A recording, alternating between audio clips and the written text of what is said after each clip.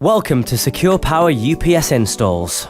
Today we're going to show you how to install the SP200 1 to 3 kVA tower UPS. Here's what else you'll find in the box with the 1 kVA. If you've purchased the 2 or 3 kVA, you'll also have an extra output cable. First, unpack your UPS.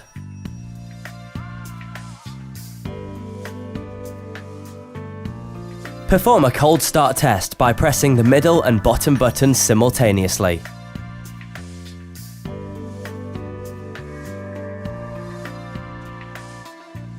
The flashing red light indicates it's operating on battery power.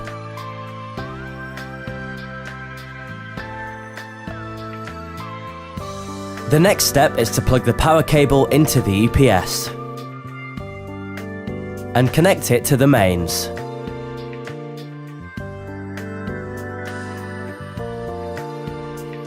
Then connect the output equipment into the UPS.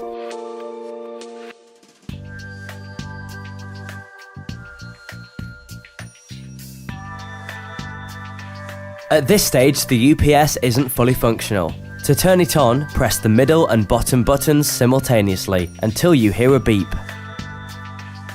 When the green light is static, the UPS is active. You can now change the various screens on the UPS by pressing the middle button. The output, battery life, the input, temperature, and the load.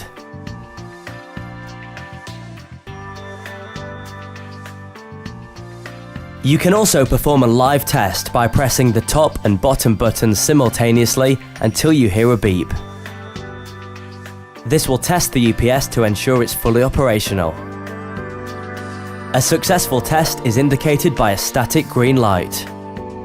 You have now successfully installed your SP200 UPS thanks to Secure Power.